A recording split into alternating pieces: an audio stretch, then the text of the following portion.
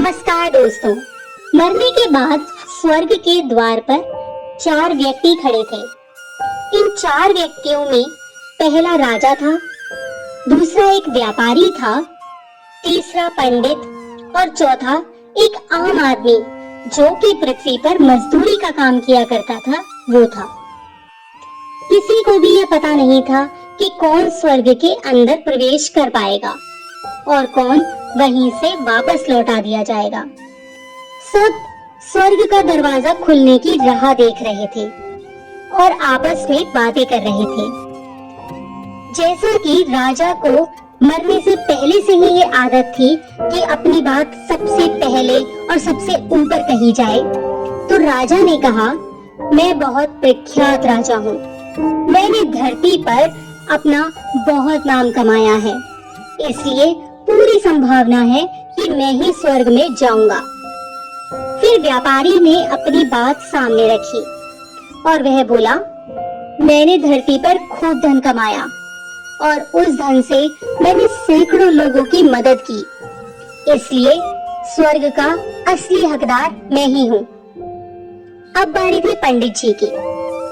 पंडित जी ने मुंह खोला और सबको यह कहा, चाहे तुम जो भी सोच लो, लेकिन यह बात तो तय है कि स्वर्ग के दरवाजे खुलेंगे तो सिर्फ मेरे लिए। सब जानते हैं कि पंडित दिन रात भगवान को याद करते हैं, इसलिए स्वाभाविक है कि स्वर्ग में पंडित का ही स्वागत किया जाएगा। जब सब ने अपना अपना पक्ष रख दिया, तब सबकी नजर उस मजदूर पर थी जो चुपचाप अपनी नजरें नीचे झुकाए बिना कुछ बोले चुपचाप खड़ा था। स्वर्ग का दरवाजा खुला और वहाँ पर एक देवदूत आकर खड़ा हो गया। देवदूत के हाथों में एक पुस्तक थी जिसमें इन सभी के कर्मों के बारे में लिखा हुआ था। देवदूत ने सबसे पहले राजा को अपने पास बुलाया और उससे पूछा, आप बताइए, आपने जीवन में क्या क्या अच्छे कर्म किए हैं। मैं उन्हें इस पुस्तक में देखकर फैसला करूंगा कि आपको अंदर जाने का अधिकार है या नहीं।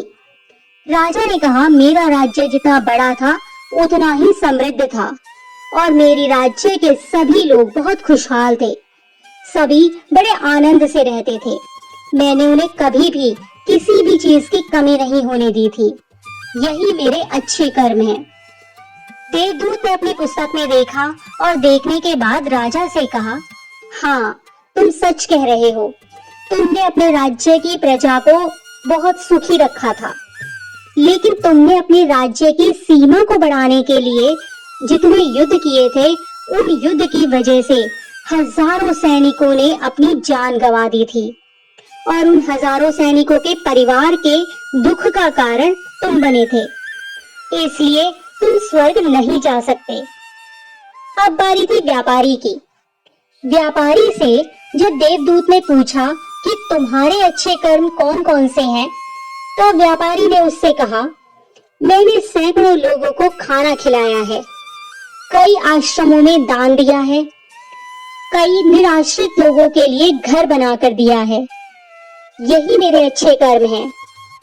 देवदूत ने फिर से अपनी पुस्तक को ध्यान से देखा और देखने के बाद व्यापारी से कहा, तुम्हारा कहना भी ठीक है कि तुमने बहुत दान धर्म किया है, लेकिन यह दान धर्म तुमने जिन पैसों से किया है, उन पैसों को कमाने के लिए तुमने न जाने कितने झूठ बोले हैं, कितनी हेरा फेरियां की हैं और कितनी मिलावटें की हैं, इसलिए तुम भी स्वर्ग में नहीं आ सकते।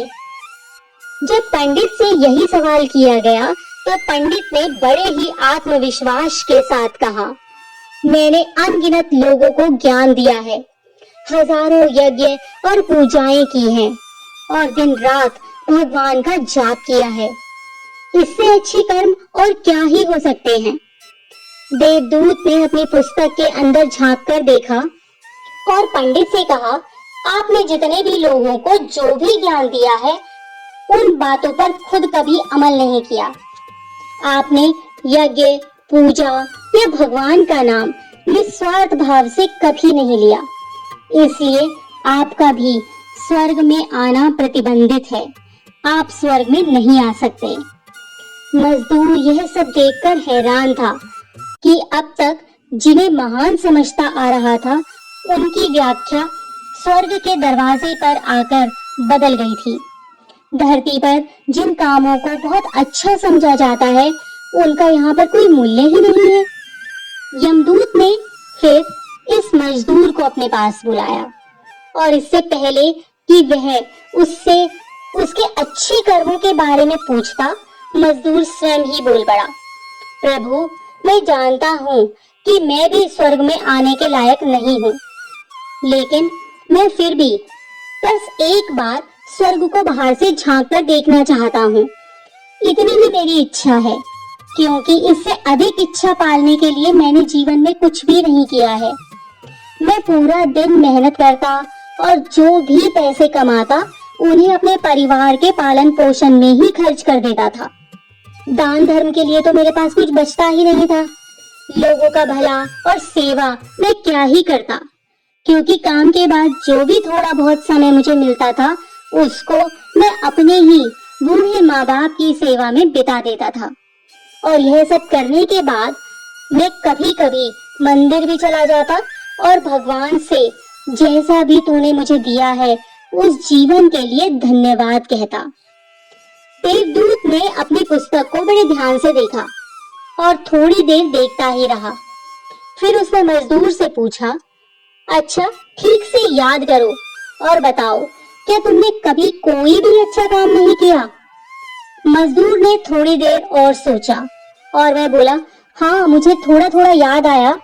एक बार मैं बहुत भूखा था और मैं खाने के लिए बैठा ही था कि एक बहुत ही कमजोर सा कुत्ता जो ठीक से चल भी नहीं पा रहा था, वह मेरे पास आया और मेरे खाने को बड़ी हसरत से देखने लगा। तब मैंने अपनी रोटी उसे खिला दी थी और उस दिन मैं खुद भूखा ही सो गया था। मजदूर की बात सुनने के बाद देवदूत मुस्कुराया और मजदूर को बड़े सम्मान से स्वर्ग के अंदर ले गया। दोस्तों, अच्छे कर्म लोभ, मोह माया इन सब भाव में आकर नहीं किए जाते और ना ही उन्हें अच्छे कर्मों की श्रेणी में गिना जाता है। निस्वार्थ भाव से किया गया एक अच्छा काम भी आपके पूरे जीवन के पाप धोने की शक्ति रखता है। इसलिए जब भी मौका मिले, निस्वार्थ भाव से और अच्छे मन से हमें अच्छे कर्म करते